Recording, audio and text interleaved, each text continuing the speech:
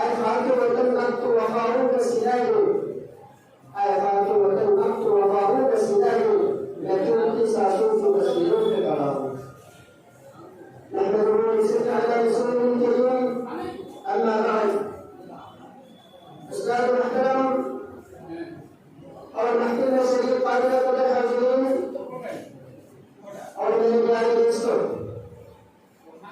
मैं हज़रात का शुक्रगुज़ार हूँ कि मुझ जैसे एक तालिब इल्म को यौम आज़ादी पर गुज़रने का मौका दिया। सबसे पहले मैं आप सबको यौम आज़ादी की मुबारकबाद देता हूँ।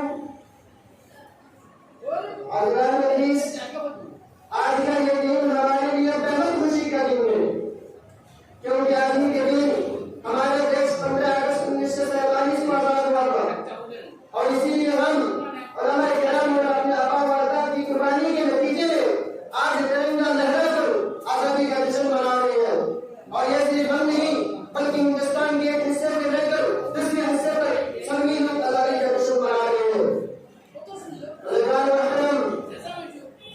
हिंदुस्तान की सरजमीन पर मुगल बादशाहों ने न्याय और इंसाफ के साथ सैकड़ों बरस तक हुकूमत की। उस वक्त हमारे देश को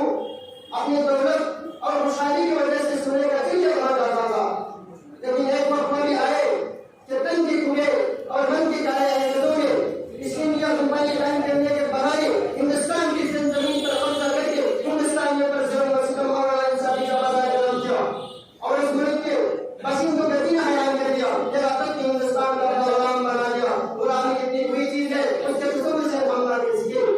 क्योंकि जब हमने वो संभाला तो वो सब हमारा देश आजाद हो चुका था, लेकिन हमारे आबा व अजदाद जो गुलामी की जिंदगी का एक लम्हा गुजारा